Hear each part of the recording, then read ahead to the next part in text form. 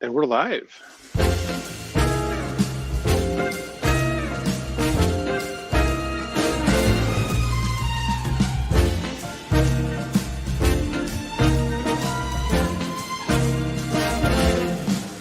On the first day of Christmas, my true love gave to me a partridge in a pear tree. On the second day of Christmas, my true love gave to me 2 turtle doves and a partridge in a pear tree.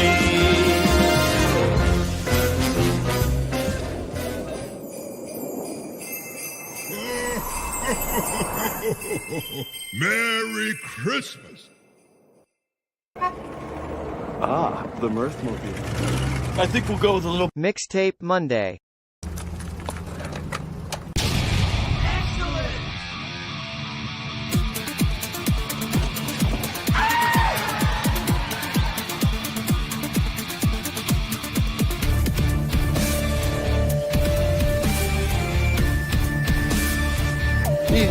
Excellent to each other.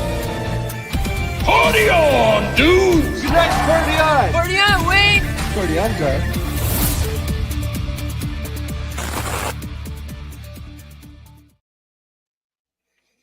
All right, what is going on, everybody? Happy Monday.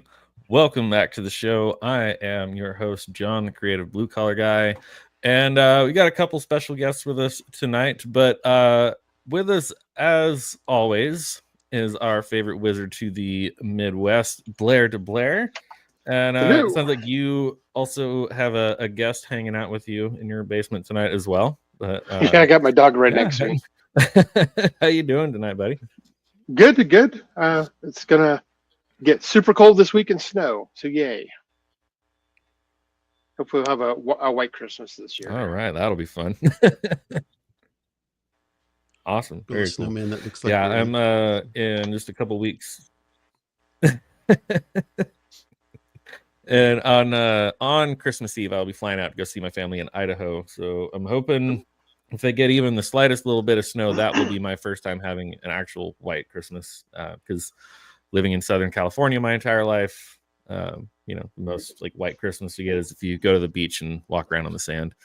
But yeah, cool, man. Good to see you. And we have returning with us Jacob Ironside, who is currently defending himself from all of the anti-Die Hard comments. Good to have you on again, brother. How you doing tonight? Hey, I'm doing good. Thanks for having me on. This will be fun. Slowing down. Is my Wi-Fi going out? See, already. Yep. I jinxed it by saying that my Wi-Fi was going to go out, and my screens are circling. Oh man, it's already starting out bad. You've been you willed it into being. You spoke it into being. Oh man, see, that's what it was. It was I jinxed it. I put it out there, and yeah. And then first time guest, hopefully not last time guest, Sammy Threepeat. How you doing tonight, buddy? Good to have you on. Thanks for being here. Good. My mouth is starting to feel a little bit better. So yeah, no, thanks for having me on. Yeah, I live in Michigan, so I'll have a white Christmas whether I like it or not. So there you go. Yep, I am the one in Southern California who is tired of living in the state of California and is frequently trying to find ways to get out. But that's another topic for another time.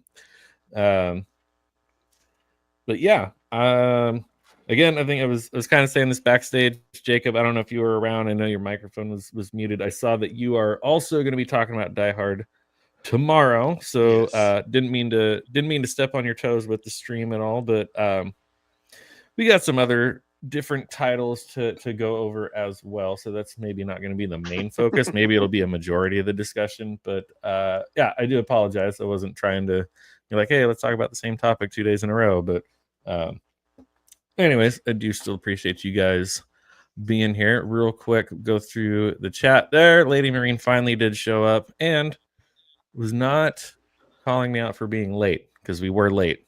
But yeah, good to see you, Steph. Thanks for being here.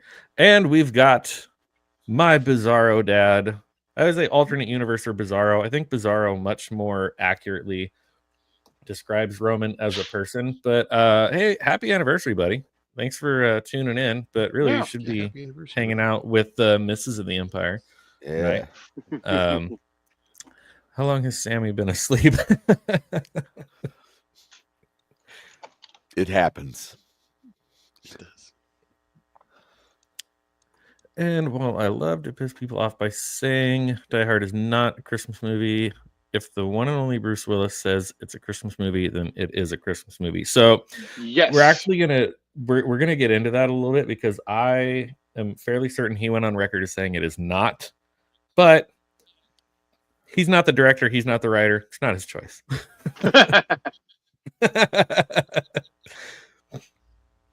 What is up, Zax? We have our friend to the north. Good to see you, buddy. Thanks for tuning in here. Right. So yeah, like I said, we've got there's it's funny when I came up with just the idea, like, okay, you know, this is the big topic, the great debate that some people are tired of talking about it. Other people still find it really entertaining. I obviously find it really entertaining. Clearly you guys do as well. But after deciding to make this the overall topic of, like, are these classic movies really Christmas movies or not, I just happened to come across this BuzzFeed article, because as we know, our phones are always listening to us. And as soon as you even have a thought, all of a sudden your phone is like, here's this thing you were just thinking about. But it's interesting. I was telling Sammy backstage, there's a handful of movies on this list that I never even would have thought about being Christmas movies. And then there's a few that I did want to talk about. But yeah, we could either kind of skim through the ones that are definitely not and then just trash those and then get on the topic of Die Hard, or we could just start right off with Die Hard. I think so far poll is at 100% is Die Hard a Christmas movie. So if you guys are here hanging out, make sure to vote in the poll. Also, make sure to like the stream. It really does help this little channel sharing the stream out there. But then also the list that I found, there's a lot of movies on here that I have not seen and don't really care to. So, yeah, let's, I don't know, maybe we can just, like, very quickly kind of go through which ones are definitely not Christmas movies that we don't care about. And then we'll dive into Die Hard. Let's see what we got here. Make sure I do not share the audio so no ads start playing on this thing. Unfortunately, Prometheus is also... I was literally just talking about that the other day. There's a scene where Idris Elba's character has, like, a super tiny little Christmas tree on the ship. And yeah, I said the exact same thing. I was like, is Prometheus a Christmas movie? Maybe it is. Maybe it's not. I'm not sure. The Thing is a Christmas movie. What? Defend your comment, Roman. I want to know your reasoning. First Blood. Well, okay, nope, you're not wrong. There's a Christmas tree. Just be a Christmas tree in the background, because it's like, in my opinion, it has to be more than just one Christmas thing in the background in a scene. That's fair. But there is a tree in the police station at the beginning of First Blood. He's not wrong there. But Roman also might just be trying to stir the pot. Is anyone else hearing, like, a little bit of an echo? I'm hearing just, like, the slightest little faint echo of my own voice. No, I don't hear it. No, I don't hear it. Anyone else? No. Okay. Well, as long as no one else hears the echo, I'll just deal with it. It's very, very faint, so I can ignore it. I just want to make sure I'm not echoing for everyone else. So The Wizard of Oz. I don't know if anyone has ever said The Wizard of Oz was a Christmas movie. That's just strange. Did it come out during Christmas? That's why I think they used to play it annually, but Christmas, like back in the day, like when my dad was a kid. Yeah, I remember that. Gotcha. Okay. Well, clicking on the results, because these, like, it lets you, like, vote. I'm not going to vote. I'll just click on the results. 4%. It's a Christmas movie. 96%. It is not. So let's skip ahead to one of the other negligent ones. This one actually, I don't know, I'll pull this one up. This one might actually spark a little bit of a discussion as well. But I don't know. We might be able to skip it, or it might start a discussion. The Harry Potter movies. They always came out at Thanksgiving and Christmas, but so did the Lord of the Rings movies. It goes through a whole school year. Okay. Yeah, exactly. So they had Halloween, they had Christmas, you know, so I wouldn't associate these with Christmas. Yeah. They always start at the end of summer too, because right before school starts. So right. And again, to the thing of like, oh, they always came out around that time. It's like, I remember, so my mom's birthday is on Christmas Eve. And so I remember when the Lord of the Rings, the Peter Jackson Lord of the Rings trilogy was coming out in theaters, every Christmas Eve for those 3 years, we as a family would go and see the latest Lord of the Rings movie. Do I think any of the Lord of the Rings movies are Christmas movies? No, but did we always go see them on Christmas Eve for 3 years in a row? Absolutely. Yeah, I was going to say Nosferatu is coming out Christmas Day. I know. And I am totally going to go see it too. Yes. Me too, man. Me too. Nothing celebrates the birth of our Lord Jesus than a undead vampire. Yep. But again, the votes here are largely in favor of not a Christmas movie for Harry Potter. See, what do we got here? Oh, you're right. I got it wrong. If Bruce said it isn't, then it isn't. I can take the subject or leave it. Makes no difference to me. You could say Home Alone isn't a Christmas movie. And well, we're going to get to that. We're going to get to that as well. Because some people argue that just because a movie takes place during Christmas doesn't make it a Christmas movie. So with the argument of Home Alone takes place during Christmas, but really what's Christmassy about Home Alone? It's not about Santa. It's not about we could really open a whole can of worms here. It's about your family and how they forgot their Christmas decorations through the whole movie. They say Merry Christmas in it. It has Christmas music. Yeah. Yep. I say it's a Christmas. That's fair. Oh, clearly it's a Christmas movie. There are a handful of classic Christmas songs that are used in both Home Alone and Home Alone 2 that no matter how old the song is, there's certain songs I can't hear without immediately thinking of Home Alone. Yeah. Mm-hmm. Yep. Rocking around the Christmas tree for sure. Jingle Bell Rock. Yeah. Yep. Mm-hmm. Okay, now Roman, you're just getting crazy at this point. I think he's had too much to drink. Probably hasn't even gone out to dinner yet. It's just a kid being a turd to some criminals. Being a turd, he was defending his house. Yeah. What are you talking about, Steph? He's the Daniel Perry of his day. Come on. Zach says the Christmas story is really about Kwanzaa. You know what? That might be true because I honestly have no idea what the true meaning of Kwanzaa is. So, I mean, you could be onto something there. I'll take your word for it. Togetherness. Around the lake. Who thought this one was really out of left field? I don't know where this came from. Who thought Cool Runnings was a Christmas movie? No. I didn't. No. The Winter Olympics. It's set in wintertime. Yeah, I thought it was an Olympic movie. Christmas. Yeah, it's a sport movie. Yeah. So again, 4% say it's a Christmas movie. 96 say no. Again, this is another one that was like never even on my radar, never even thought about it, but it's, maybe worth a mention. Beauty and the Beast. I don't think there's anything Christmassy about it. It's like, okay, yeah, when she's going up to the castle, it's wintertime, it's snowy, it's whatever. Like, is there ever a tree? Is there ever no? I'd say no. Yeah, that's no from me as well. So never. These are like the easy, quick Christmas. Rapid fire. I've never thought. Okay, that's 0 and 0. There we go. Yeah, 8% to 92%. Also, not Christmas. Now I think we're going to get into some that I haven't even really seen or care about. Die Hard 2. So So Die Hard is one that I watch every year at Christmas time, which Sammy keeps bringing up. He's like, when do you watch the movie? Like, there are a lot of movies out there that you think every couple years, maybe you're like, oh, I haven't watched this movie in a while. But it's like, what are certain movies that you watch every year at Halloween, that you watch every year at Christmas? I watch Die Hard every year at Christmas time. Die Hard 2, while yes, I do recognize that it takes place during Christmas, I couldn't tell you who the villain is. It's not memorable. It's not one that I watch every year. William Sanderson's like he was the general guy.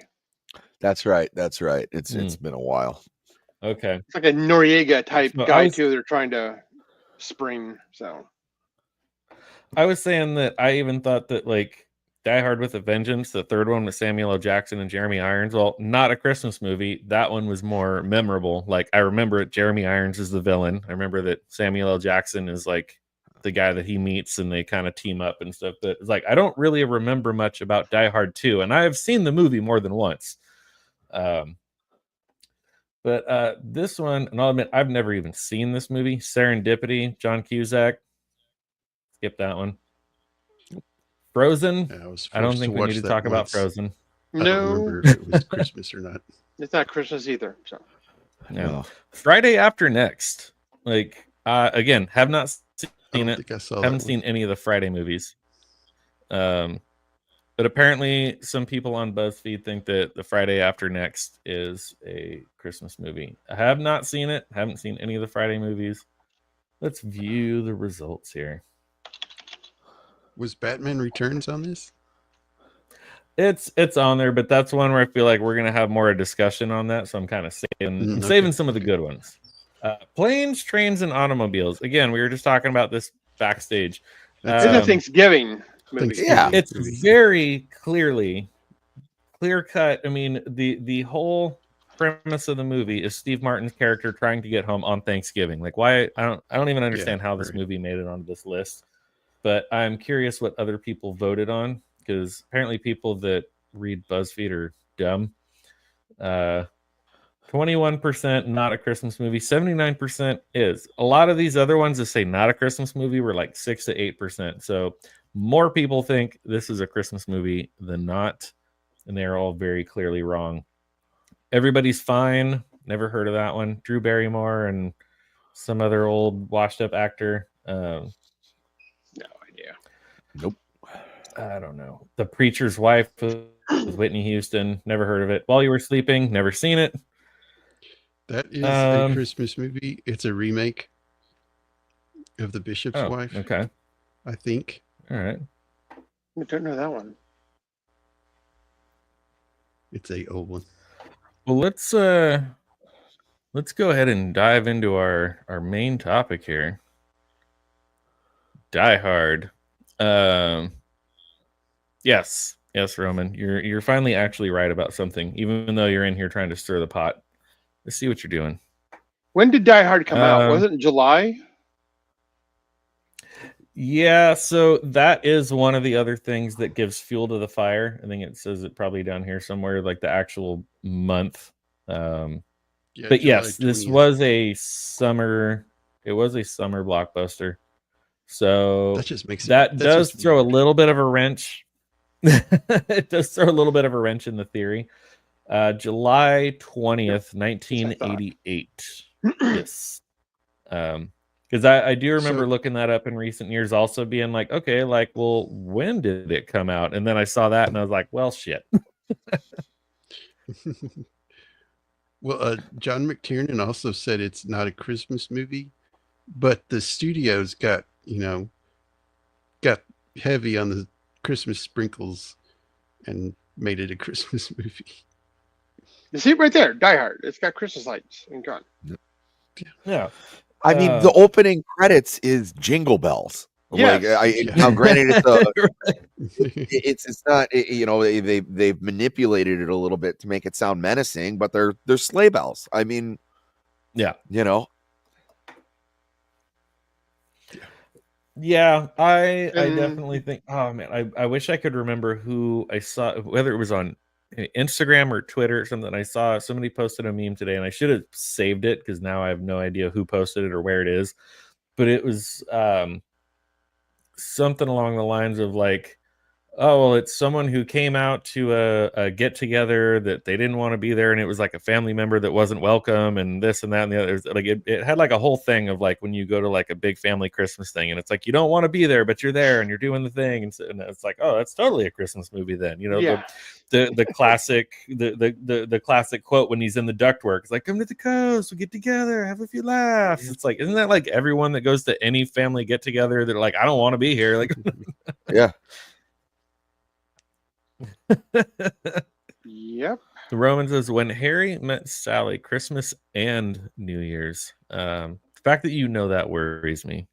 But he is, hold on, there we go, mildly drunk and has to go to church in 10 minutes. So Godspeed, good buddy. And they might even serve you communion with real wine. So you're going to be able to top off your buzz a little bit there. Chug, you know. chug, chug.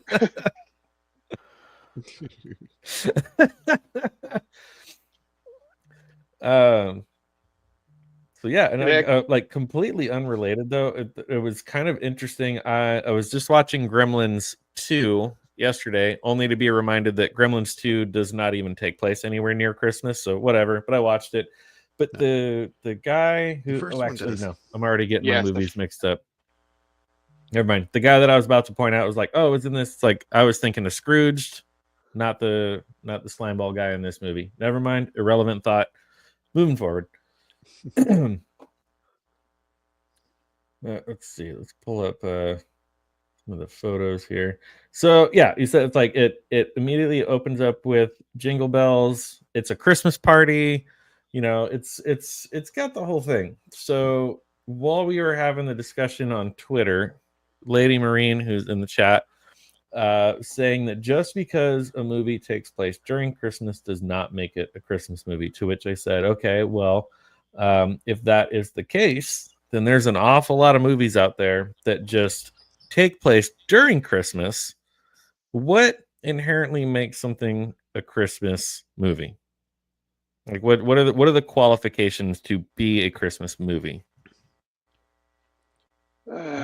Santa Claus, Jesus. Okay. Well, it has to have, for me, it has to have three things. It has to have Christmas decorations through the whole movie. Okay. It has to, they have to say Merry Christmas in it, which they do.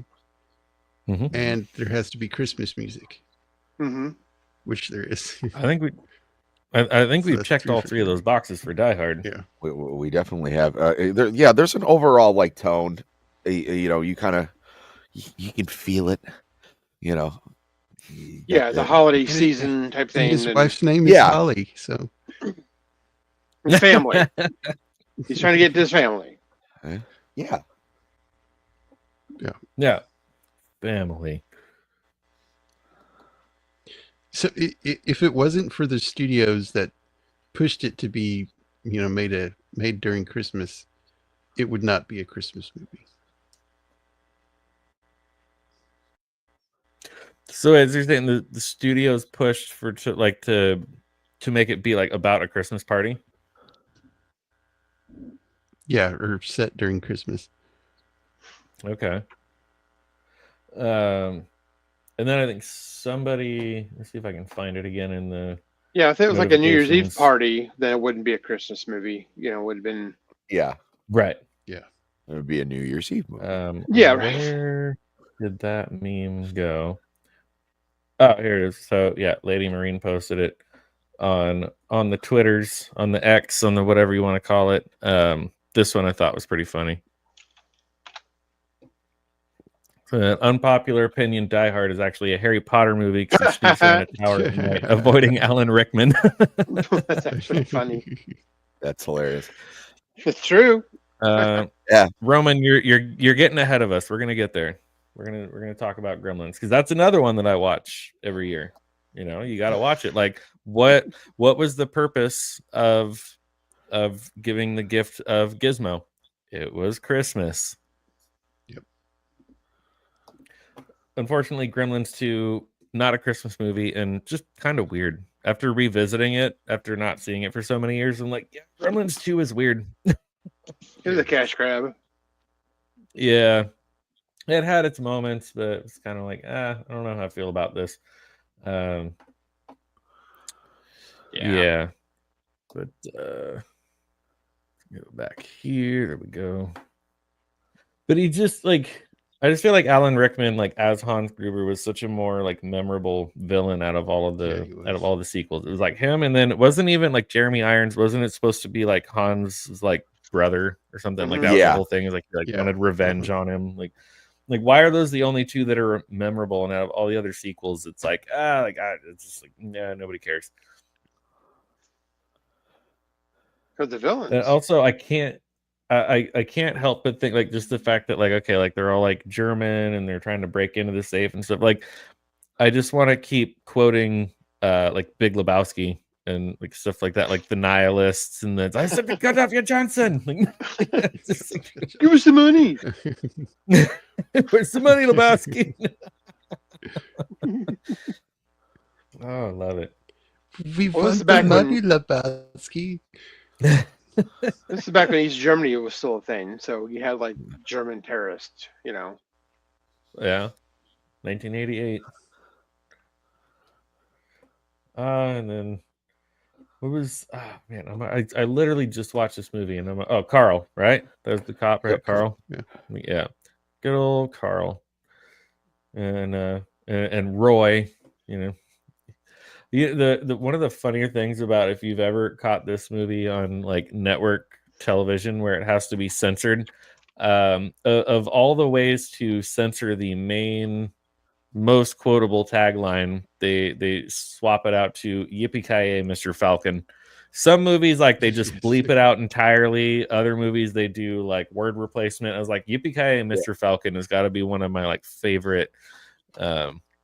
Yeah. Gotta go, care, Weirdos. Roman. Merry Christmas. Prometheus is a Christmas movie later.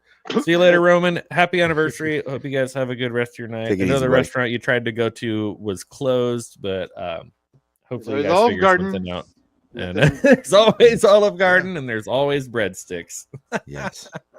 But thanks for tuning in on your special day today. You guys have a great night, and I'll give you more of a hard time later this week.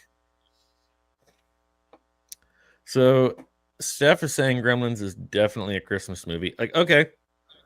I'd say yes. I agree. You say that Die Hard is not, but Gremlins is. Explain. She literally tells the story of how her dad dressed up as Santa Claus and died in the chimney. Oh yeah. During Christmas. It doesn't get more Christmas than that. Okay. It's the best use of "Do you see what I see" I've ever seen in a movie. Oh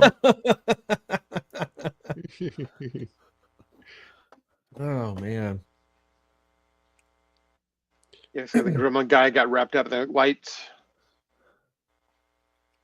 Yeah, another fun one that I just watched the other day was Krampus. You guys ever watch that one? No, sort of newer. I think it came out like within the last 10 to 12 years. Like, sounds about right. I've heard of it. Well, that's a Christmas movie, obviously. Krampus is absolutely. Like that's why I'm not Santa. I'm not saying we're debating that at all. It's about the anti-Santa. It's like the German folklore of like Krampus being like the anti-Santa that would come out and like punish the bad children. Take them away. Yeah, it's a wild movie. But that is another one that I watch every year. This guy though, man, like this character perfectly personified like the typical like 80s like slimy corporate guy, like super coked out, just like, trying to make a deal, just like Hans Booby. Yeah.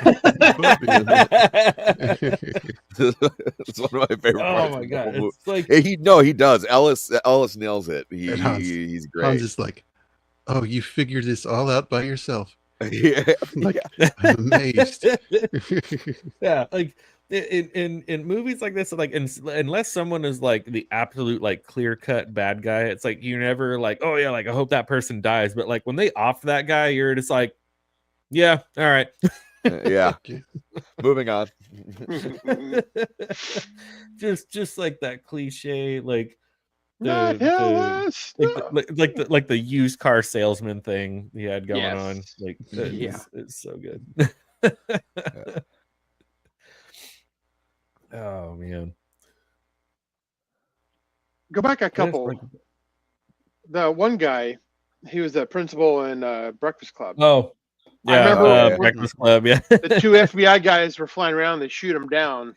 He's like, oh, that's FBI guys. Broken glass. Need some more FBI guys. Yeah, we're gonna get some more FBI guys. Oh my god. You mess with the bull. Oh yeah. Yeah. I got you for the rest of your natural lives. Harry Manilow, know you raid his wardrobe. Yeah. What's up, Cajun? Good to see you, buddy. Hey, Cajun. And yes, Cajun Corey is in our corner. Take that, Steph. She lost all credibility when she said Home Alone isn't a Christmas movie. Okay. No, I think she said, hold on. Let's go What back. is a Let's scroll Christmas back. movie then, Steph? Said she loved Home Alone. Just a kid being a turd, some criminals, not Christmas. Oh, she did. You did say that Home Alone is not Christmas. How dare you? Oh, how are we even friends? And your family, Blair. I know. I'm ashamed. I'm wondering if she thinks all those Hallmark show movies are Christmas movies. I don't have a real opinion. It's not to piss people off. Okay, she's just here to stir the pot. That's what's going on. Oh, I'm just teasing anyway. And I appreciate you being here to stir the pot. The most fun you get out of the Christmas season. Well, hopefully you get a little more fun out of it. I mean, like buy some eggnog and brandy and you'll have a grand old time. I still think some of the best Christmas movies are the Bass and Rankin animated ones, you know. Oh yeah, the classics. Rudolph and Snowman and one of the Heat Miser. That was cool. Oh yeah, what was that? A Year Without a Santa Claus? Yeah, something like that. That's the best one. All right, so I think so far in our poll, if you have not already voted on the poll, and we got quite a few people watching over on Twitter. If you guys are watching on Twitter, feel free to drop a note there in the chat. Let us know you're there. If you feel like hopping on over to YouTube, I do have a poll up here if you want to vote on whether or not Die Hard is a Christmas movie or not. We are at 100% yes. Die Hard is a Christmas movie, but let's start diving into some of these other ones. Here's a good one because I know Sammy said he's got some hot takes on this one. Let's go with Batman Returns. It's clearly a Christmas movie.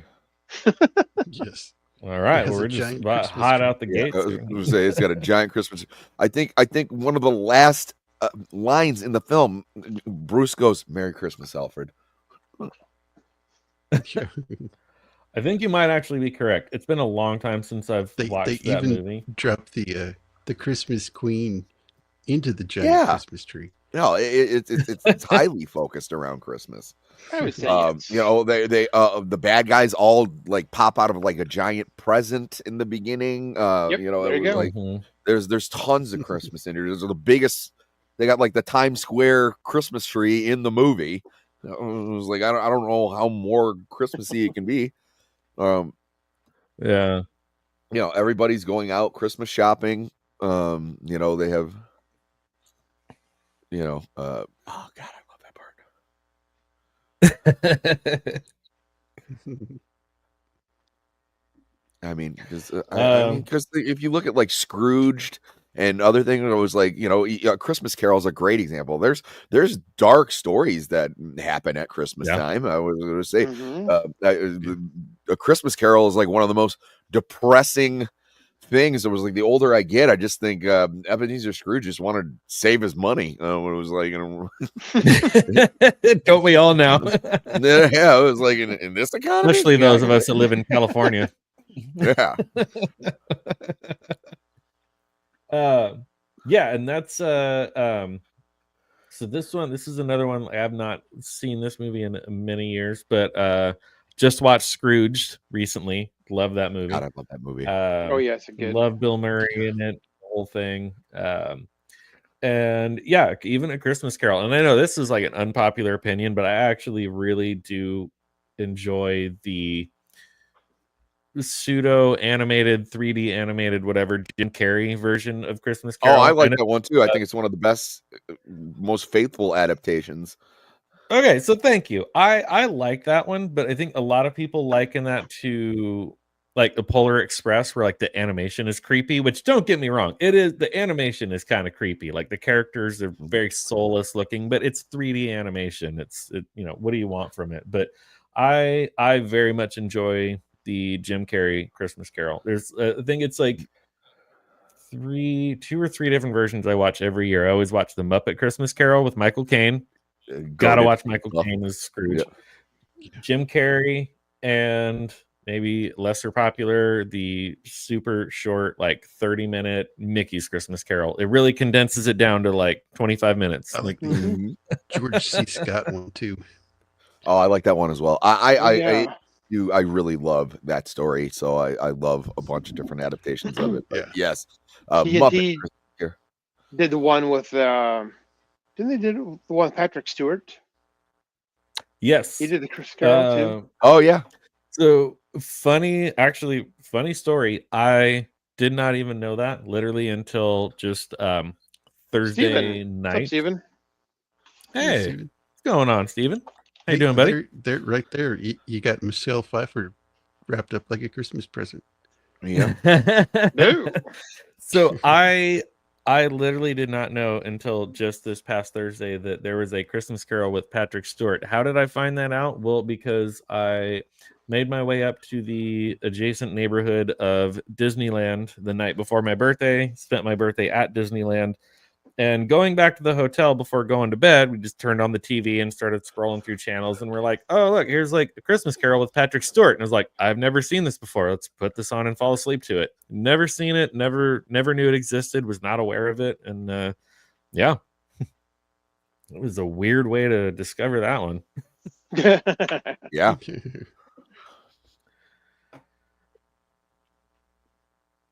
So another interesting fact about this movie, beyond whether or not it is a Christmas movie, which apparently it is, was that Tim Burton actually was originally signed on or was supposed to direct a third Batman movie, but because this one was so dark, and they said like they couldn't sell toys, they couldn't sell merchandise, like they wanted to make it more lighthearted and fun and whatever. So Tim Burton jumped ship, and then when he left, Michael Keaton was like, well, if Tim Burton's not doing it, I'm out too. And then we got Val Kilmer with Jim Carrey and Tommy Lee Jones, directed by Joel Schumacher, followed by George Clooney with Arnold Schwarzenegger and Uma Thurman, also directed by Joel Schumacher. I can't imagine what could have been if they had just let Tim Burton make the third movie. But yeah, he jumped ship. Well, they were in talks to have Robin Williams play the Riddler.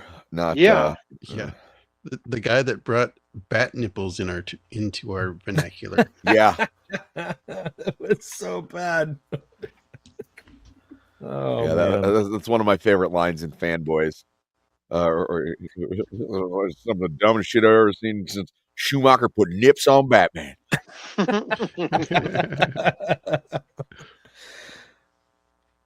Yeah, I don't know what he was thinking at that point. Like they went from like, okay, Tim Burton, obviously very dark. He has his aesthetic that he's known for and everything, all the way to like so campy, the one-liners, everything. Okay, they did the one with the Riddler and Two-Face first, but by the time they got to Mr. Freeze, the one-liners were just, it was bad. Oh, everybody freeze. Yeah. Stay cool. Stay cool, bird boy.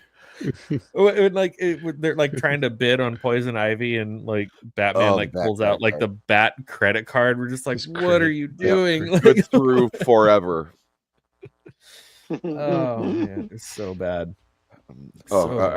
Still, I think one of the dumbest moments in cinema history is when Chris O'Donnell is doing kung fu laundry in the. It was just like he's far too old for the role, and it was just like, I'm just gonna adopt this 23-year-old man. Yeah, right. Yeah, right. There's nothing wrong with that.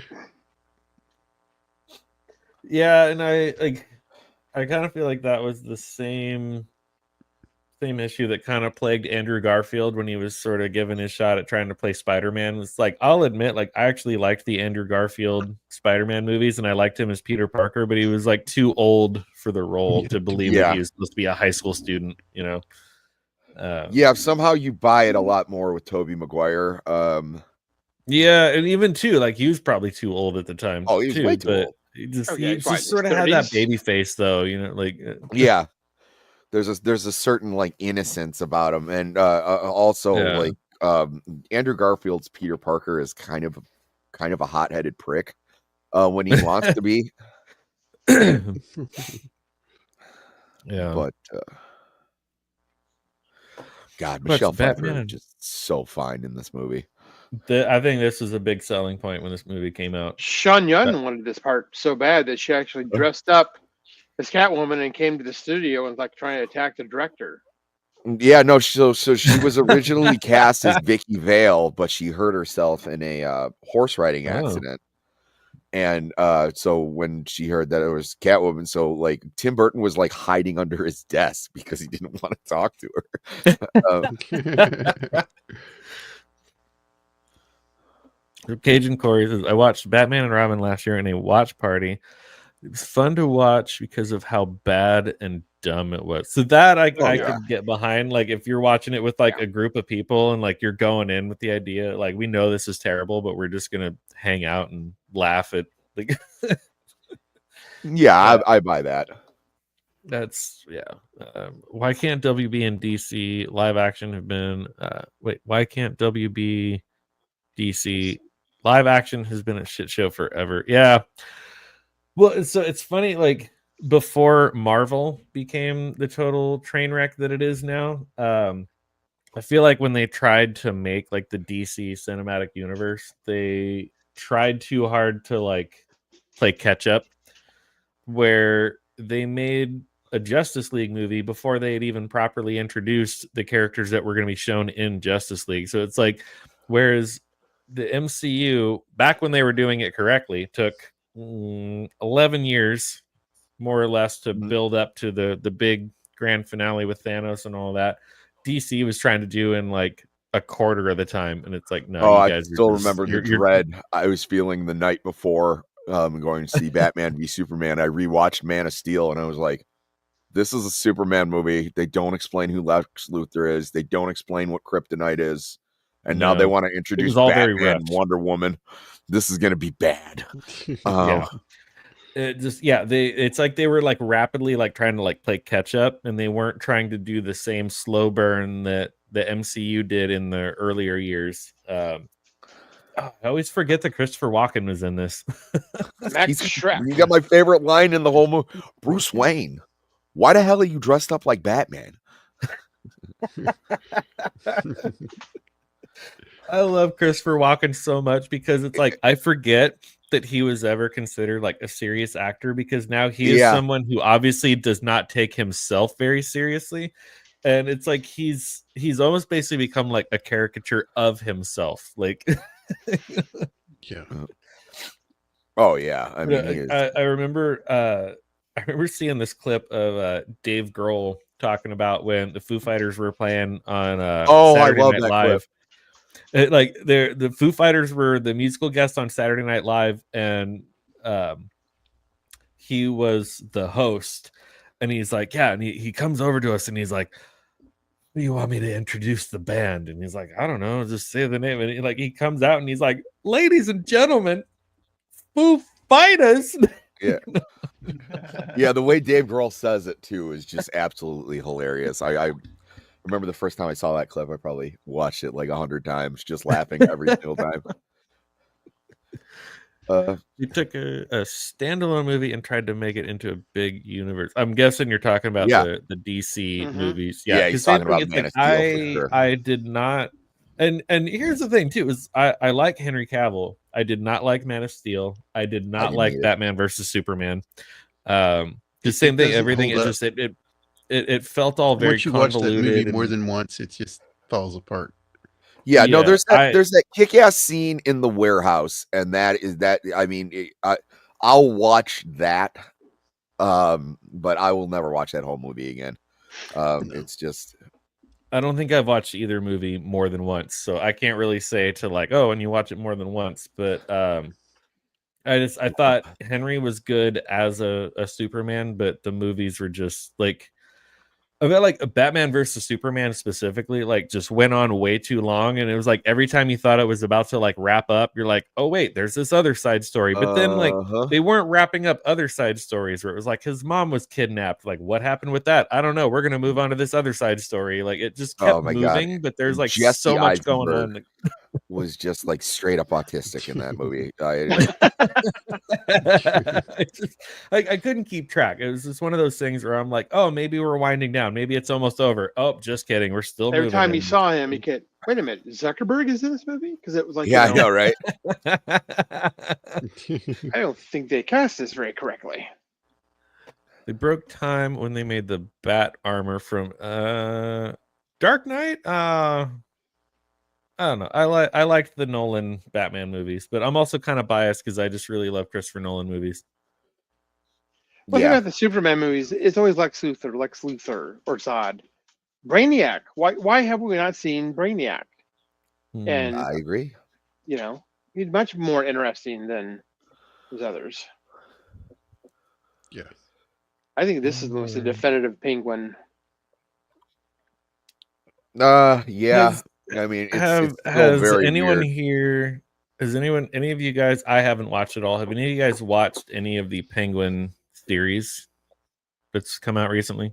Oh yeah, I reviewed the whole thing on Nadia's channel. What do you think? I mean, it has its moments. It's very, very strong starting out, and then they jumped the gun. They could have used like one or two more episodes, but on the whole, it wasn't terrible. Colin Farrell is awesome. Yeah, that's what I heard. He was the best thing about it. And there was definitely people bringing a certain energy, and they did it. They did it right. There was just a couple of critiques that I had.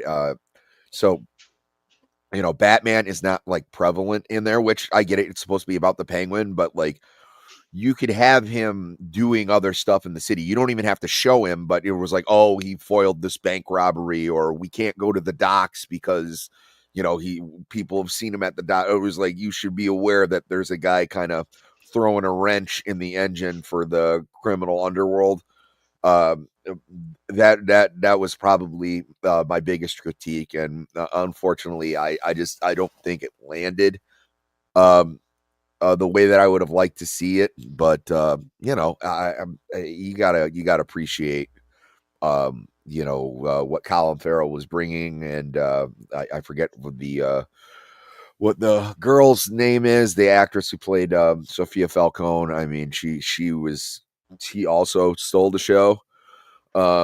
She just had like this vibe about her, where it was like, I don't know about the I can fix her thing. I was like, she could fix me.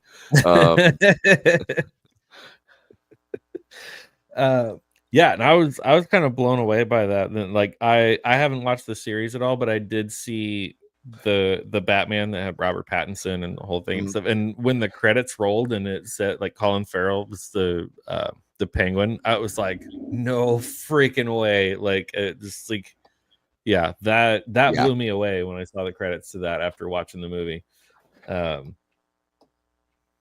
Which was another one of those movies that I thought it had good elements to it, but it felt both funny enough, both too long and too rushed. Like well, the whole third act needed to be reworked. It wasn't needed at all.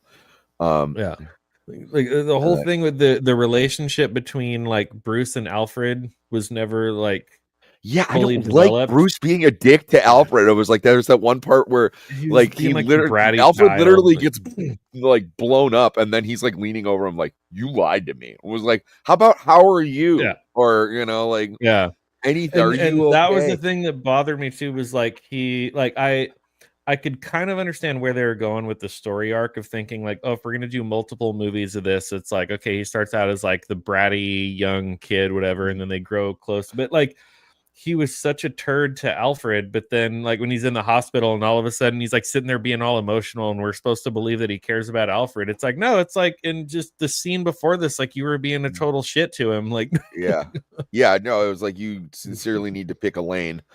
And then the whole, and I like Paul Dano. I think he's great, but that whole thing when he's like, no,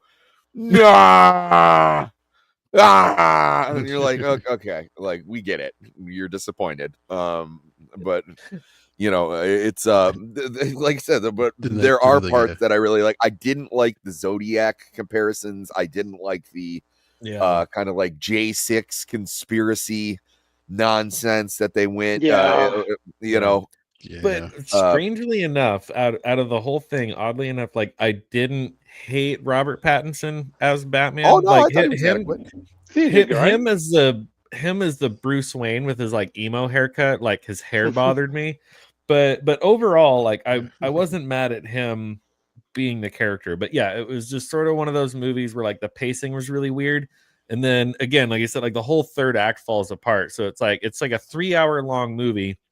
And just when you're thinking like, oh, maybe they're starting to like wrap it up. Nope, there's another hour. Like the thing that I really enjoy about that film, and I like to bring it up every single time, is so they have the Riddler's theme, which is Ave Maria, and they have Batman's theme, which is Nirvana's Something in the Way.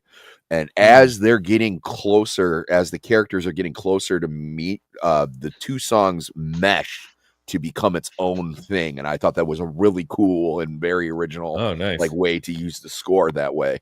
I thought that was brilliant. But yeah, like I said, the third act is just I don't even watch that part. It was like when they catch him in the diner, the movie's basically over. And also the little thing that Bruce Wayne, like the third smartest guy in the DC universe, doesn't know what that carpet tool is. But there are other parts though where he's like thumb drive, and then Commissioner Gordon's like, oh, this guy's hilarious. I was like, okay, that's cool. Like, it was like, I need more of that. Yeah. So let's go ahead and talk about, because this one's already come up a couple times in discussion, Gremlins. Totally totally curses. See, he's holding the Christmas present right there. Yeah. What's it say? It says, I can pull the picture up. Cute, clever, mischievous, intelligent, dangerous. So in revisiting this franchise and watching Gremlins, then Gremlins 2, so that there's an animated series that I guess was like a prequel called like The Secrets of the Mogwai. It came out within the last year or so. I believe on either Max or Prime. I just learned this yesterday or today. I don't know. I got to look it up myself. But then there is Secrets of the Mogwai sounds like a Studio Ghibli movie. But I think there is another, like either a sequel. No, there's something in the works where they're saying like, no, like it's not going to be a reboot, it's not going to be a remake, but like there's some sort of like sequel in the works to make a third one, because as far as we know, like Gizmo is still alive, but as we also know, like Gizmo was the catalyst to all of this. It's like, I mean, like you can't get him wet, you can't feed him after midnight, and like there's now been 2 different movies where Gremlins came about because some water leaked on him. Popples all popped off. Those things went off and were evil, and they ate after midnight. And then we got gremlins. So it's like, should Gizmo still be alive? I mean, he's they're cute, gonna feed. whatever. They're gonna feed him after midnight, and it's gonna go bad. Right? You can't make Gizmo bad. Of course you can. No, you gotta love Gizmo. Yeah, I do appreciate this. Like, I appreciate any movie that uses practical effects over CGI. I mean, this definitely was very much a Jim Henson project. Which I actually think by this time, I think Jim Henson himself had already passed, but maybe his son was heading it up or whatever. But you can't match it. I mean, CGI versus practical effects. I mean, Roman was in the chat earlier saying, "Oh, The Thing is a Christmas movie." He's just trying to stir the pot. But really, I mean, The Thing is another classic example of a movie with really well done practical effects, and you just can't can't match that with CGI. You can tell, your brain can tell when you see CGI, you're like, something's not right. But practical effects, it's like, okay, yeah, you can kind of tell that's a puppet or that's this or that's whatever, but it's I personally think it's always going to hold up and look better. Agreed. Yes. It wasn't stylized enough. The color grade should have been its own character. Bruce's World versus the Batman. Okay, so yeah, so talking about the Batman. Giz and Baby Yoda are related, but which one is cuter? Just gonna say that. Which one is cuter, Giz or Grogu? Giz for sure. Giz, he's all cuddly and furry. And he sings this part right here where he's got the keyboard and he's like singing along. Oh my god, I love this part. Both.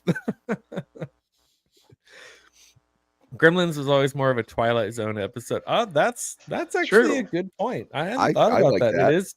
It is kind of a Twilight Zone episode because, like, even at the end, it sort of has that like weird twist of like, should we keep Gizmo alive? Should we get rid of him? Like, we got rid of the gremlins, but the gremlins came from Gizmo. Grogu is a troublemaker. What's more of a troublemaker than Gizmo? He gave birth to the gremlins. Not on purpose. Not on purpose. No, it wasn't his fault, but how is Grogu a troublemaker? What did he do? Because he can use the Force with his little 3 fingers, and Grogu just like sleeps all the time. He ate that poor frog lady's eggs. I mean, come on. He's eating the eggs. Evil little Ate her kids. God, and evil. This one, holy crap! I totally forgot Feldman was in this until I watched this the other night. Hey Pam, how you doing? Hello, Pam. Hey Pam. Good to see you. I've seen a couple of her park videos. Pretty cool. Yeah, she's out there live streaming all the fun Christmas decorations at the parks right now. Yeah, when I just watched this the other night because again, Christmas movie. Baby Yoda. Go ahead, Jacob. I want the Mandalorian episode What If, where he kills Baby Yoda and takes the DNA sample. There we go. Oh no! Like his original job, you know. Oh man, hot take, like, Mr. When I was just watching this the other day, when I saw like the credits were rolling at the beginning and stuff, and it's all the different people, and it's like Corey Feldman. I was like, I completely every time I watch this, I totally forget that Corey Feldman is in this. I do too. Like when he was all like young and innocent before he was all messed up from Hollywood. It was all Phoebe Cates. That's all I can think of. Ooh, yeah. Yeah. She was in the sequel too. She's in Gremlins too. Yeah, that's right. Holt accent. Smoke show. But so, like, I want to know. Like, I just watched. I think it was just yesterday, and honestly, I think I fell asleep and like took a brief nap during it. But when I just watched Gremlins 2 yesterday, I don't know if they ever addressed like what happened to the parents. Like, what happened to his dad? What happened to the inventor dad character? Oh, yeah. Didn't he die? I thought he died. I mean, I'm sure. Well, the guy over here on the left, like the actual like Gizmo's owner, who comes and takes him back at the end of the movie, he dies. So that's like the premise of Gremlins 2, is that it's like, oh well, he died, and now Gizmo is in this lab, and they're performing experiments on him. But Billy's dad, the inventor, I don't know if they address that. I think he's just like not in the movie for whatever reason. Yeah. And I love all the scenes too, like the random kitchen gadgets and stuff that like don't really work. Like the mom is trying so hard to like be supportive and be like, no, like we're gonna use the gadgets, we're gonna do the thing, and like nothing ever works. Like the juicer that's like spraying stuff everywhere, and it's like the mom is trying, man. Like she's trying so hard to be supportive, and it's like your gadgets don't work, man.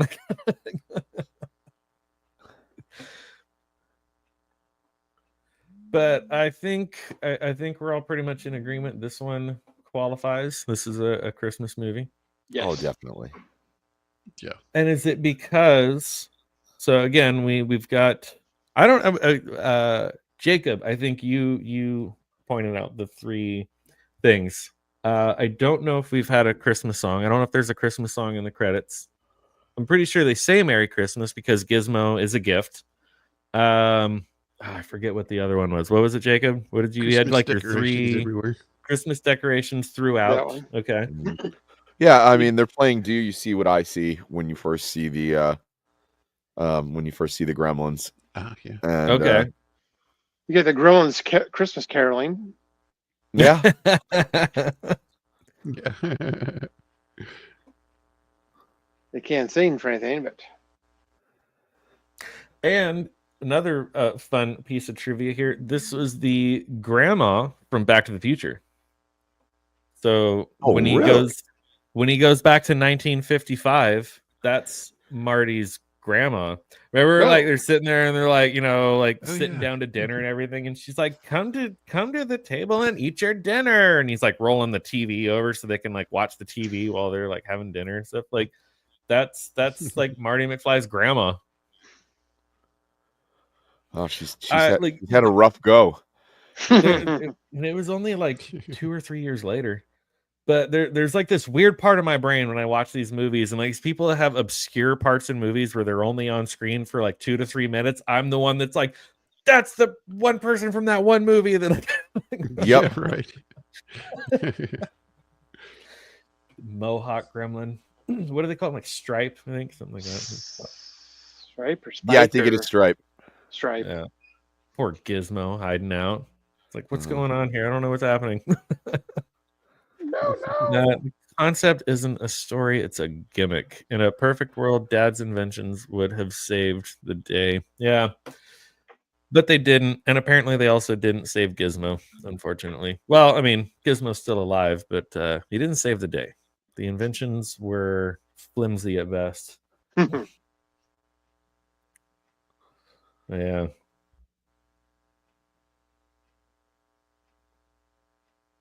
So there, yeah, Gizmo was a Christmas present. Egg Shin probably knows that guy. What's that? Egg Shin from Big Trouble in Little China probably knows that Asian dude. You will leave Jack Barton alone. Let's see. What do we got here? Planes, trains, and automobiles. No, that's very clearly Thanksgiving. What about? Hey, you could argue the same thing about the first Lethal Weapon movie. It's got a Christmas song at the beginning. It has Christmas trees. Got a Christmas song. There's Christmas a part trees. That takes place in a Christmas tree lot. Yeah. Yep. Wait, I think you cut out for a second. What were you saying was also a Lethal Weapon? Oh man, that has been a long time since I've seen any of those. But what about? Come on, here we go. Share screen. What do we think of Trading Places?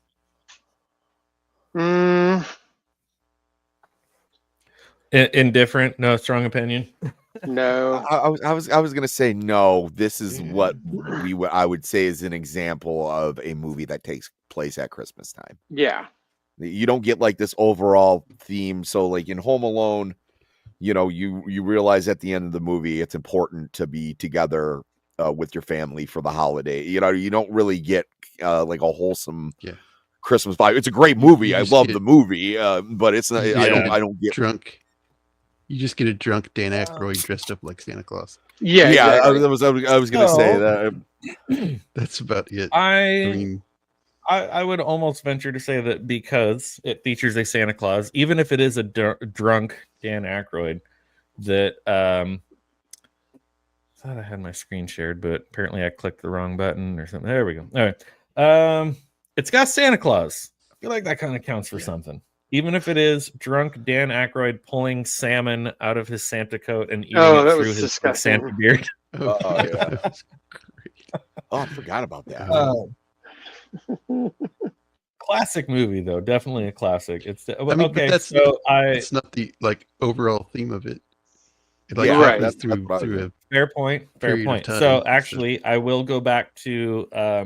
So far, I feel like Jacob and Sammy have been able to like perfectly kind of nail down like this is what qualifies as a Christmas movie. So Sammy said, "When do you watch these movies?" And I will admit, this is one that I do not watch every year. It very much takes place overall throughout the Christmas season. Right there, we got the fireplace with the garland and the bow and the everything. But I will admit, I don't think this is one that I watch every year. So that is a fair point to evaluate to say, do you watch it every Christmas? Yes or no? Yeah, but I don't. So I don't. Yeah, and there's been times when I've watched it and it's not at Christmas time. So you know, it was like Yeah.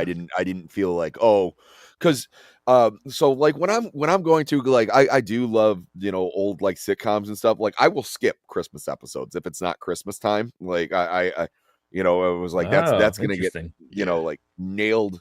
I know that's going to get beaten to the ground all December, where I was like, it's going to be Christmas trees up. There's a time and a place for that. And that's, the day after Thanksgiving is when it starts.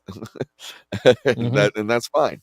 But, it was like, but if I'm watching something in July or October, I have no interest in seeing it. I'm not a holly jolly guy all year round. I think I'm probably not a holly jolly guy pretty much ever, but whatever, here we are. Yeah, no, my wife gets on me all the time. My family is like very, very Christmassy, and then I was like, as soon as it's December 1st, I'm not allowed to like have anything other than I better be bright and cheery because it's the reason for the season. And they'll be like, "Stop being such a Grinch. It's Christmas." And I was like, "It's December 3rd. Okay, everyone needs to calm down. Okay." I was like, "It's not for another 20 days. Let's okay. I get it. All right." So Giving camaraderie. I'm an interesting mix of like all of those things in that my birthday is in December, so I am a December baby. I do love Christmas. I do love putting up my tree, decorating, watching the movies and everything. But at the same time, I think I'm also probably more or less kind of a grouchy person most of the time. A lot of it stems from just really not liking what I do for work, and I have to be there a minimum of 40 hours a week, if not more, and whatever. But I am one of those people. So growing up when I was a kid, my family tradition was we always went out and bought a tree and put the tree up the day after Thanksgiving. In recent years, so I think last year Thanksgiving was early because it was like where the last Thursday fell. We had like a whole other week of November and then Christmas. I think I actually put my tree up before Thanksgiving last year just because I was like, screw it, I'm gonna put my tree up, whatever, it makes me happy. Start watching Christmas movies, listening to Christmas music. This year I didn't put it up until maybe like a day or two after Thanksgiving, which is kind of uncharacteristic for me. But again, I'm sort of an anomaly where I'm sort of grumpy, I'm sort of grouchy, but I do love putting up my tree and my decorations and watching the movies. And so it's a little bit of give and take there, Yeah, no, I'm kind of right there with you. The Long Kiss Goodnight. Would that be a Christmas movie? Beginning. Yeah, so Steph is saying The Long Kiss Goodnight could be considered a Christmas movie too, but I don't. No. Okay, the name of this movie is somewhere vaguely in my brain, but like I can't. The beginning part was in a it? Christmas. Yeah. Oh, I'm gonna look it up because my brain can't comprehend this right now. Gina Davis. Gina Davis And, Samuel L. Jackson. Yeah. Long Kiss Good. Beginning of it starts out in a Christmas themed thing, but I was just 1996. A Christmas choir. yeah, it's just another movie that takes place during Christmas time, but it's definitely not a Christmas movie. Okay, yeah. Gina Davis, Samuel L. Jackson, Brian Cox. Okay. All right. I have I don't want to say I've never heard of this movie, but I know I have not seen it. It's from 1996. It's pretty good. It's a good one. Okay. Yeah, I like it. Photos. This is what happens when I go from like using the mobile app to trying to do something on my laptop. There we go. She looks weird as a blonde. I'm just going to put that out there right first and foremost. That's odd. That's very strange. But it works in the movie. I always just think of that Family Guy joke. I think it's like in the first season, and he's like, "Whatever happened to Gina Davis? She used to be in movies. Now she's not in movies anymore. You know, she's got a gummy smile, not a good tooth to gum ratio." So I thought it was funny that the whole time that the Beetlejuice sequel. Okay, so she's not a blonde the entire time. Now I'm really confused. Steph, help me out. What's going on here? With the Beetlejuice sequel coming out, which I did go see in theaters, I kind of regret it because it wasn't great. It wasn't terrible, but I'll probably never watch it again. It was the case of too many plots. It was like you could have picked the Monica Bellucci thing, or you'd stick with the ghost kid. Yeah, the pacing was weird. She didn't get enough screen time. The ghost kid didn't get enough screen time. The whole thing was just kind of weird. And they didn't have to use as much makeup to make Michael Keaton look decrepit. Yes, that's true. I did like that they had the balls to do that entire origin story for him in Italian. I thought that was so stupid though. Like it was so dumb. Like it was so unnecessary. It was, but I was just like, just the conviction to have it makes things. It makes things less interesting. And I say this about the Alien franchise too. So like Prometheus was divisive at best. But then if you saw Alien Covenant just like explained away anything that was mysterious or fun or interesting about the xenomorphs and just made it really, really lame. And I'm like, yes, it's more interesting not knowing where something came from and just having a little bit of mystery and a little bit of, but then like Alien Covenant that's why there's only 2 Alien movies. I'll never forget. I went and saw Alien Covenant in theaters, and I was there with like, I don't know, 3 or 4 other friends or something. And the movie plays and it ends and the credits roll. And I had one of my friends that was there with me. It's one of those guys that already has sort of like a very like deep, like loud booming voice anyways, if he's just talking normally, especially if he's like yelling. And the credits roll and he's like, "We've been duped again. Damn you, Ridley Scott!" Like just like screaming in the theater, like we've been duped.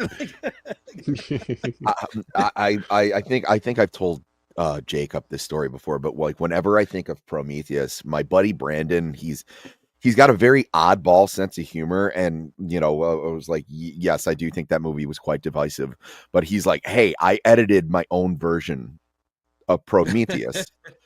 And I was like, okay, so like I sat down and watched it. It was like I don't hate Prometheus as much as a lot of other people do. There were certain scenes that I did enjoy, but I'm going like, what did you change? Like I'm watching the whole damn movie. We watched the whole movie, and then at the end where Shaw is, who's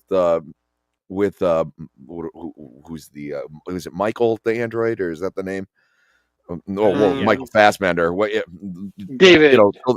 David, thank you. Oh, that's right. So they're on the ship, and when they're just floating in space, and then all of a sudden I hear at the very end, do do do do do do do do do. I was like, did you you didn't change anything in the whole damn movie? All you did was put 311's Amber at the end, and she's like, yeah, it doesn't make it better though. And I was like, kinda, yeah, actually. Idiot. Oh man.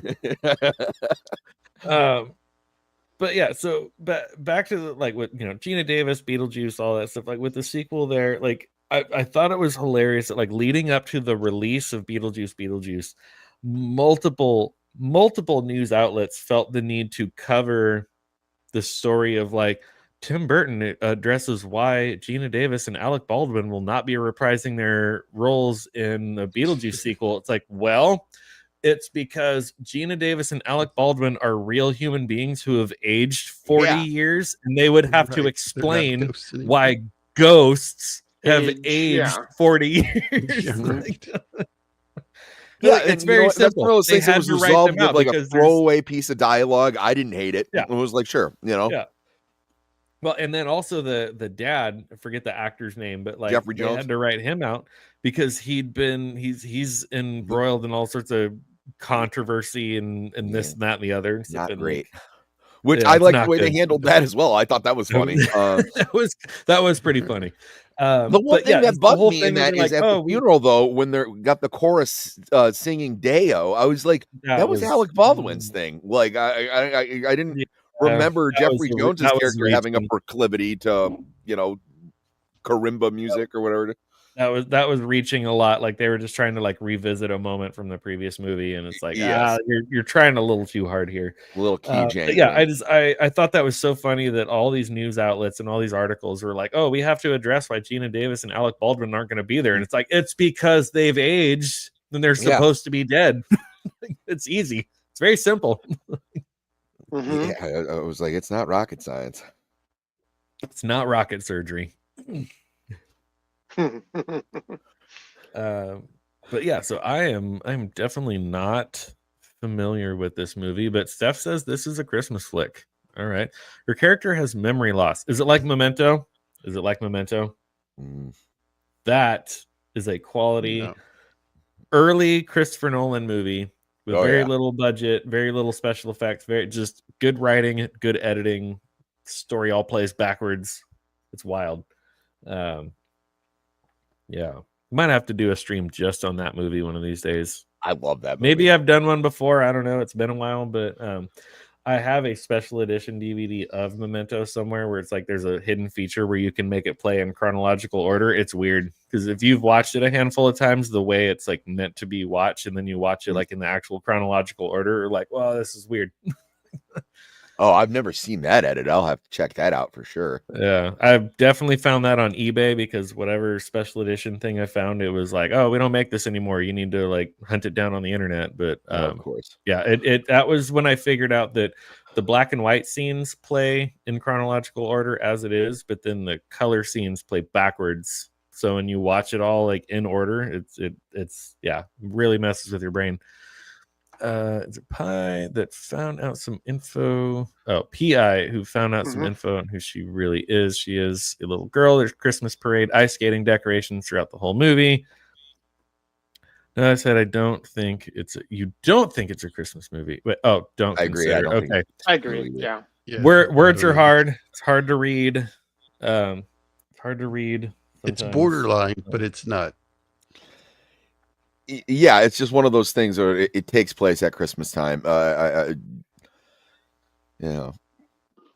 Die Hard is on the same borderline too, but it is on the side of Christmas. Yeah, leans more into it though. Let's see what the poll says. We're still at 100% on the poll. Well, at the end of the day, the girl, the little girl talks to her mommy and she's like, is Daddy going to be home for Christmas? And you know what? He does. He shows up for Christmas. All right. It's a Christmas movie. All the way from New York. Yeah, right. Yeah. Oh, man. I think that is everything I actually I didn't talk about this one yet. Maybe this one won't really take as long. Let's see. I got advertisements in my ear. What about? I said this one. No, we haven't talked about this one yet. Edward Scissorhands.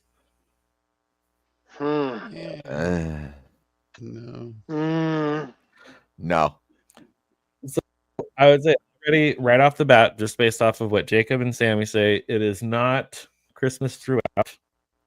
Yeah, there's summer scenes and yeah. I said no.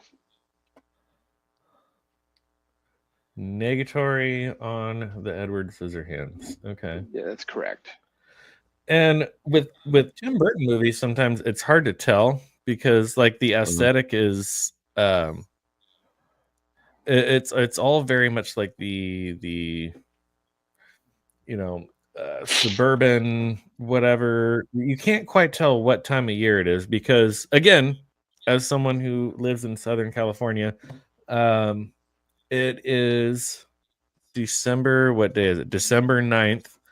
And we are still getting weather that gets up into the 75 to 80 degree temperature. So with this, where they're like, oh, it's suburban, whatever, and it's warm and sunny, it's like, that's still realistic because that is my life right now. Like California Christmas movie then.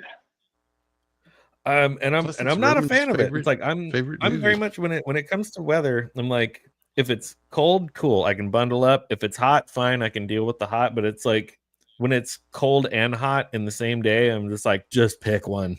Yeah, I'm the same way, dude. I would feel like garbage for their like I'll get a headache or whatever. It's like you can't jump 30 degrees, you know.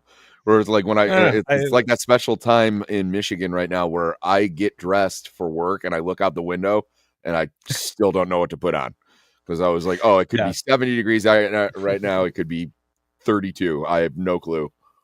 Yeah. So when I typically I start work at 6 a.m. Usually when I get to work right now, it's anywhere between 43, 46. Like it's in the mid 40s, but by about noon, it's anywhere from 75 to 80. And I'm just like, I'm fine with either one, but it's like pick one because it's like I go into work and I got my jacket on and I got my coffee and everything's cool and fine. But then all of a sudden it's like I'm sweating and like peeling layers off. And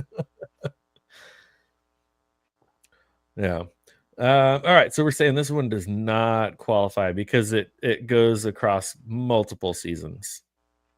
Yeah, but I mean, there's the famous ice dancing scene here where like he's doing the ice sculpture and she's dancing and he cuts her hand and the whole thing, and it's the whole movie falls apart from there. But I will say, whether this is a Christmas movie or not, this is definitely a top favorite of the Tim Burton movies. Just has that very whimsical vibe to it. That one and another one that I just rewatched recently, it has nothing to do with Christmas, but it's just in my brain because I just rewatched it recently, is Big Fish. I love Big Fish, dude.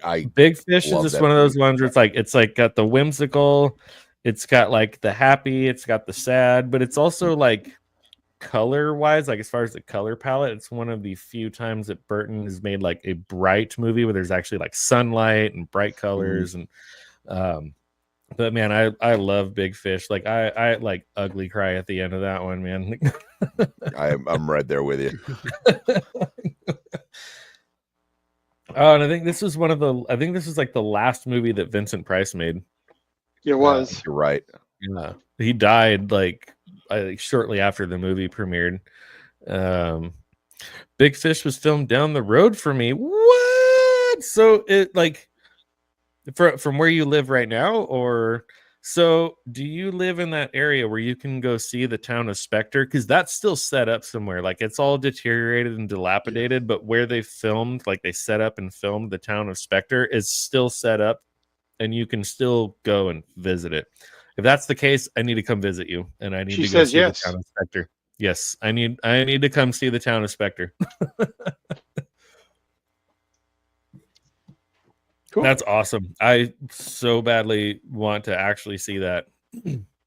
Yeah. Well, because they after like when they did the scenes where like the town was all beautiful and whatever, then they went and like sandblasted everything to intentionally make it look old and weathered for the final scenes of the movie.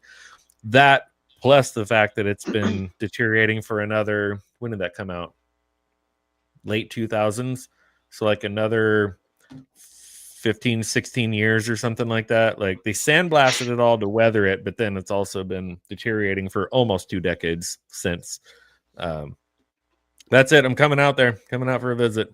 I got to go see the town of Spectre. I want to say Big Fish came out in like 2005. 2003. It was. Oh, okay. Yeah. Cause I was going to say, I remember it was around the same time that my grandpa on my dad's side of the family passed, and he was definitely one that would like tell all these like big stories and tall tales, whatever stuff. So it, like it has sort of that like family tie of like, oh, it kind of reminds me of my grandpa and so yeah. So there's a lot of personal ties to that one. Because he yeah, my grandpa passed in 2003. So yeah. And this is another one that I think it was like this one and Nightmare Before Christmas, where people are like, oh, like, why don't you make a sequel? Why don't you make another one? And Tim Burton's like, no, like, some things are best left unsaid. Like, he said he's not going to make a sequel to Edward Scissorhands. He's not going to make a sequel to Nightmare Before Christmas. He thinks that he kind of struck lightning in a bottle with those movies. And as much as I love Tim Burton, like, he has made some stinkers. Like, he has made some bad movies in recent years. But he at least knows enough to be like, Nightmare Before Christmas was a solid movie. Leave it alone. Edward and there is expanded lore, and it's all garbage.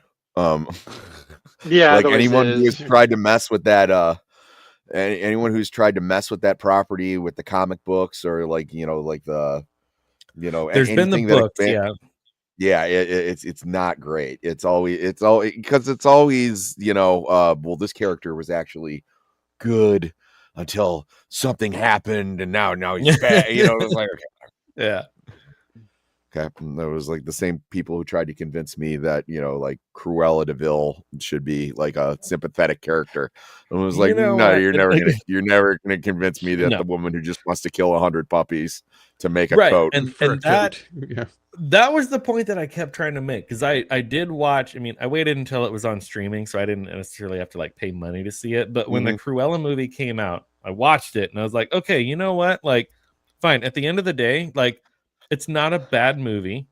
It's a fairly well-written story. It's whatever. But I was like, at the end of the day, you need to look forward to, like, this is essentially a prequel to a character who wanted to skin a bunch of puppies to make a coat. And you're trying to make us like sympathize with her. Like, the movie was fine. Like, it was actually like, I would even, I mean, I'm getting like way off topic here. I'm like going down a rabbit hole at this point. We're like the Joker movie with Joaquin Phoenix. That could have been a very, very good movie, but the fact that they tried to tie it into being a Batman villain, it's like, no, like, you were literally trying to make us sympathize with like a psychopathic serial killer. And his acting was good, the story, okay, fine, whatever. But it's like, the fact that we're like, oh no, we need to sympathize with villains, we need to feel bad for villains. It's like, no, it's like, these could be good stories on their own, but you attach them to be like, oh, this person wants to skin puppies. This person wants to like kill a bunch of people. It's like, no, like, I'm not gonna feel bad for that person. I'm not gonna sympathize with that character. Like, let him burn.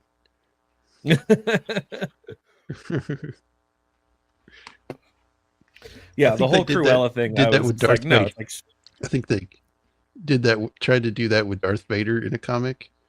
And the woman that was trying to get sympathetic, he cut her down with his lightsaber, so didn't really work. Yeah, no, they did try to do that, and she was trying to get on his good side, and which is good. I like when they do that, or we're just like, no, he's more machine than man now.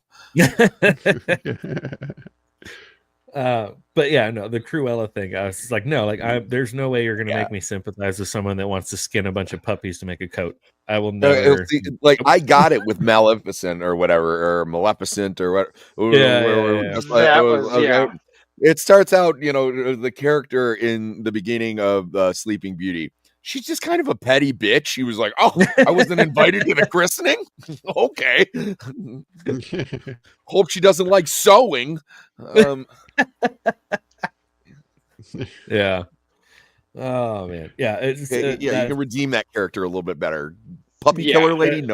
No thanks. That's the thing that gets me the most now out of all these, like, the live action remakes, which, first of all, no one is asking for, no one wants anything, but like all these live action remakes now, it's like, oh, we're gonna make you feel sympathetic towards the villain. It's like, why? No. Yeah, it's insane. Not doing it. Yeah. But yeah, so I think we've kind of made our way through our list. We've had our fair share of debate over Die Hard and many other movies. I think this is as good a place as any to end it. So, Sammy, usually what we do is as we're rounding out, to kind of go around, let people kind of promote anything else you have going on this week. If you're doing other videos or live streams of your own, jumping on with anyone else, whatever. So, yeah, like I said, I think we'll go ahead and end it here. But as our first time new guest, hopefully not last time, it's great talking with you. Great to meet you, have you on. Yeah. Hopefully we'll have you on again in the future. But what do you have going on the rest of this week, buddy? Tomorrow I will be on Gooch's channel. We'll be going over Primal. Just before that, I'll be on Leon's channel.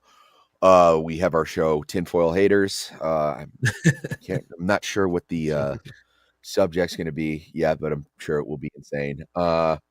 And then I think Thursday I'm just on Roman's channel, and then Sunday I have my show in other news with Tammy 3Pete, which is went a little off the rails yesterday, but I had a blast doing it. But yeah, if you guys want to stop by, hit that like button on my channel, or follow me on Twitter. Yeah, cool. And as you've seen, I often go off the rails here as well. So yeah, we're one and the same there. Oh yeah, no, we went from talking about I hate children because the main story I was getting at was a lot of people in Gen Z think that like $600,000 a year is like should be like a standard salary, and I'm just like, okay, all right. But then it ended up just being because the week before I didn't have anything to talk about because of Thanksgiving, and I was like, oh well, it's the 23rd anniversary of when Creed did the halftime show for the Dallas game. So we found that Scott Stapp wrote a song for the Florida Marlins, and it is one of the dumbest things in the world. So they were like, "Oh, we're just going to talk about this for the rest of the night." That's so. Can I just say though, I love how much like Creed and Limp Bizkit were like two of the most hated bands in the 90s. Like they were simultaneously both the most popular bands in the 90s, while at the same time being like the most hated bands in the 90s. And they're both back, and they're both touring, and people love them. No shame, I will fully admit, I just went and saw Limp Bizkit live and in concert back in August. And if Creed comes to town, I will totally go and see Creed. Oh, absolutely. But I love the fact that it's just like they've basically just become like memes of themselves. It's like they've learned how to kind of check their egos, like leave the ego at the door and kind of just be like, whatever. We're just going to kind of laugh at ourselves at this point, because it's like, whatever, like people hate us. They thought we were like egomaniacal, douchebags. I mean, it's just now they're just kind of, they just go to the show and just have a good time. And I think it's hilarious. And I'm totally here for it. And yet Nickelback is hated always. No, Nickelback still sucks. Yeah, they always. Yeah. I don't think Devon is still here anymore, but sorry, Devon. Another one of our friends to the north, or Canadian friend, always wants to bring up Nickelback. And sorry, no, Nickelback still sucks. I'm sorry. Jacob, what do you got going on this week, buddy? Yes, tomorrow I'll be talking Die Hard. Sorry about that again. I didn't realize I was stepping on your toes a little. Oh, no, it's fine. It's fine. I enjoyed it. I enjoyed talking about these movies about Christmas, if they're Christmas or not. I enjoyed it. Yeah, and then I'll be on Roman's show Thursday night. I think there's a How the Grinch Stole Christmas reading, I believe. Okay. I think I may or may not be on with Roman. I feel like he asked me last week if I was free, and I said yes, but then he's old and he forgets things, so I might just have to remind him. But I might be on with you guys, or I'll just bully him into sending me the link, and I'll just be on anyways. But Nice. And Blair, what do you got going on, bud? Are you hopping on with anyone else this week? I will be on Roman's show this Thursday with the Okay, Grinch so reading. I'm definitely gonna bully him into letting me on then, because then it'll be all of us. Yeah. So we're all going to be together on Thursday. I've been a guest on Zach's channel on Wednesday. What's going on Wednesday? Nice. And yeah, that's why I got going on this week. So right on. So yeah, So we're going to go ahead and close it off here. Any of you that are still hanging out in the chat, if you want to go ahead and say goodnight to let me know that you are still there. But we had Lady Marine, always good to see you. Steph, we had Pink Pam, Stephen Ransom, Cajun Corey. Let's see. Make sure I don't miss anybody. Roman, who was already way too drunk by the time he joined our chat and was still supposed to go off and celebrate his anniversary. I hope that he doesn't wind up divorced. Zax, our friend to the north. And very beginning, Salmon Outdoors, who I know just kind of popped in to say hello. I had to take off. But yeah, thank you guys all so much in the chat for being here. Thank you, Jacob, Blair, and Sammy for being here as well. We're going to go ahead and call it a night, but I hope you guys enjoy the rest of your Monday and the rest of your week. I will be back on Wednesday with my after work beers solo stream, chill stream, whatever you want to call it. But I'll see you guys next time. See ya. Later.